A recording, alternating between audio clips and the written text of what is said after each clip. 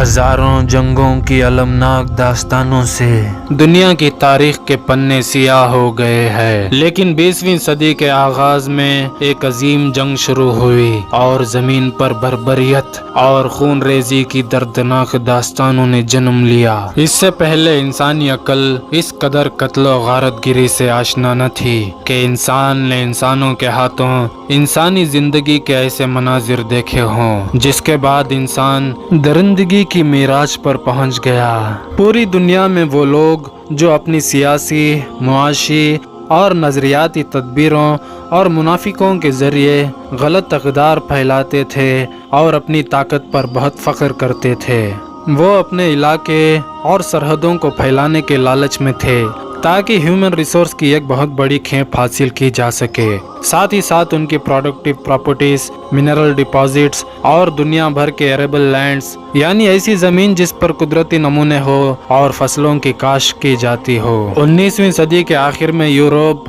اور خاص طور پر برطانیہ کی اکنامک سچویشن حیران کن حد تک مضبوط ہو چکی تھی۔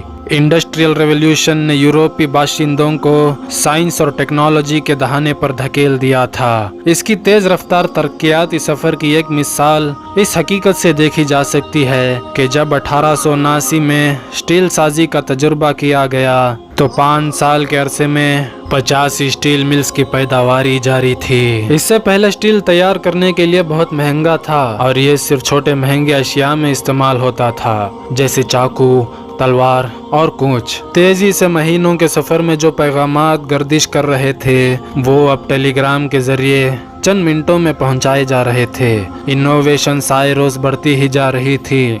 19ویں صدی میں یورپی طاقتیں اسلامی دنیا پر حکومت کر رہی تھیں اور مسلمان اپنی آزادی کی جنگ لڑ رہے تھے جس کا جرمن حکمران فائدہ اٹھانا چاہتا تھا۔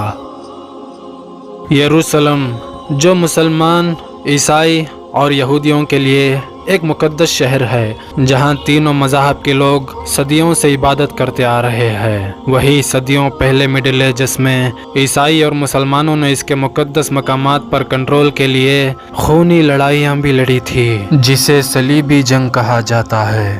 صلیبی جنگوں کے بعد یروشلم صدیوں سے اسلامی دنیا کا ایک حصہ رہا۔ 1898 میں 29 اکتوبر کے دن پورے شہر کے لوگ ایک خاص مہمان کی زیارت کرنے کے لیے جمع ہوئے تھے۔ 670 سال کے بعد پہلی بار ایک عیسائی بادشاہ قیصر ولہم یروشلم کے دورے پر آیا تھا، لیکن ایک صلیبی کی حیثیت سے نہیں بلکہ مسلمانوں کا دوست بن کر۔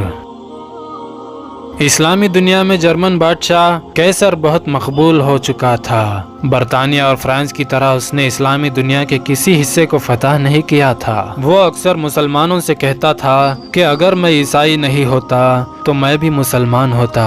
19ویں صدی کے آخر میں مسلمانوں کی ایک بڑی تعداد یورپی بالادستی کا مقابلہ کرنے کے لیے بے چین تھی۔ سودان اور مصر کے کسانوں اور چرواہوں کو ایک لیڈر مل گیا تھا جو خود کو امام مہدی ہونے کا دعویٰ کرتا تھا، جس کا نام محمد احمد تھا اور اس کے والد کا نام عبداللہ تھا۔ اس نے وقت کی سب سے طاقتور سلطنت برطانیہ کی غلامی سے نجات کے لیے جہاد کا اعلان کر دیا۔ 1885 میں انہوں نے خارٹوم شہر میں برطانوی فوجیوں کو خون میں نہلا دیا اور شہر پر قبضہ کر لیا۔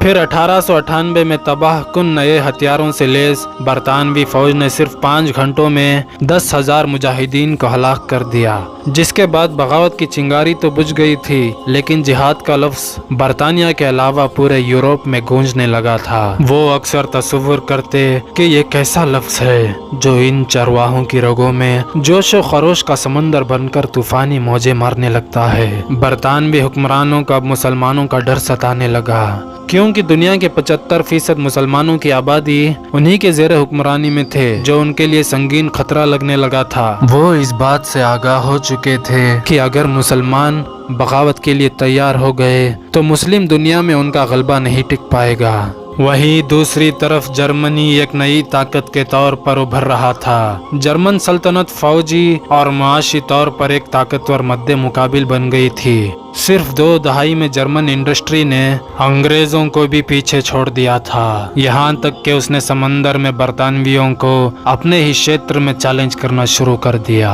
जर्मनी चाहता था कि वो भी दुनिया की नुमाया और अहम ममालिक में शामिल हो और उन्हें भी सूरज में मकाम मिले। सूरज में मकाम मिलने का मतलब ये था कि जर्मनी को भी दुनिया के दूसरे बर्रे आज़म में अपनी कॉलोनीज बनाने और बरतानिया और फ्रांस की तरह दूसरी कौमों को गुलाम बनाने की इजाज़त हो। मैक्स फ्रेयर वन ओपनिम नामी एक जर्मन ओरिएंटलिस्ट जिसका काम मुसलमानों के दरमियान रहकर उनके तहजीब और तौर तरीकों से लेकर उनके मज़हब पर भी गौर करना था। ये असल में एक यहूदी था जिसने ईसाईयत को कबूल कर लिया था, जो 14 साल तक मिस्र में ही रहा। वो अक्सर सूफी इवेंट्स की जियारत करता था और उसको यकीन हो गया था कि तमाम मुसलमान जुनूनी तौर पर एक अल्लाह की इबादत कर रहे हैं। मैक्स फ्रेयर को इस बात का यकीन हो चुका था कि आलमी जंग की सूरत में मुसलमानों का अच्छा इस्तेमाल किया जा सकता है। इसके नतीजे में उसने जर्मन दफ्तर खारजा को यह हिकमत अमली बताकर जर्मन दुश्मनों के खिलाफ जिहाद को प्रमोट करने की तरतीब बताई। फ्रेडरिच नौमान जो कौमी आज़ाद ख्याल दानिश्वर था, उसने मुस्लिम जिहाद के आइडिया को अप्रिशिएट किया। मैक्स फ्रेयर ने जर्मनी के हुक्मरान कैसर विल्हेम के लिए एक मंसूबा लिखा कि हमारे दुश्मनों के इस्लामी इलाकों में इनकलाब। मजमून के मुताबिक सुल्तान खलीफा दुश्मनों के खिलाफ जिहाद का ऐलान करेगा। जर्मनी माली मदद, माहिरीन और बंदूकें फराहम करेगा और दुश्मनों की फौजों में शामिल तमाम मुसलमानों के अलावा British India, French north Africa और रूस में भी मुसलमानों को उकसाने की कोशिश करेगा। जिहाद का ऐलान उन्हीं की जुबानों में किया जाएगा। जर्मनी एक ओरिएंटल न्यूज़ ऑर्गेनाइजेशन तश्कील देगा जिसमें उस्मानी सल्तनत के तकरीबन 75 रीडिंग हॉल्स शामिल होंगे। हिंदुस्तान और मिस्र में मुसलमानों की बगावत फतह की चाबी है। काबुल से हिंदुस्तान तक बगावतों की तैयारी करने वाले फतवों के जरिए मकामी जिहाद भड़काने के लिए ये मुहिम अरसाल की जाएगी। 1914 तक तमाम अलाइड पावर्स को ये एहसास हो गया था कि जर्मनी ने बहुत सारी मकामी शक्लों में एंटी कॉलोनियल मज़ाहमत के लिए एक ताकतवर जरिया जाहिर किया है। आखिरकार उनको ये अंदाज़ा हो गया कि एक तरफ अलाइड पावर्स यानी बरतानिया, फ्रांस और रूस को ये समझना था कि उनकी कॉलोनीज़ में बहुत से मुस्लिम मज़ामीन की मौजूदगी उनके लिए एक मजबूत और काबिल एतबार ख़तरा है। दूसरी तरफ जर्मनी मुस्लिम आबादी को अपने फ़ायदे के लिए इस्तेमाल करके जिहाद के नाम पर अंग्रेज़ों के खिलाफ बगावत पर उकसाना चाहता है। ये अलाइड पावर्स को अपनी कॉलोनीज़ में बड़ी तादाद में फ़ौजी दस्तों को उतारने पर मजबूर करेगा, जिसके नतीजे मगरिबी महाज की कमी होगी। इस कामयाबी की सूरत में अलाइड पावर्स अपनी कॉलोनीज का कंट्रोल खो देगी, जिस पर जर्मनी को कब्जा करने का मौका मिल जाएगा।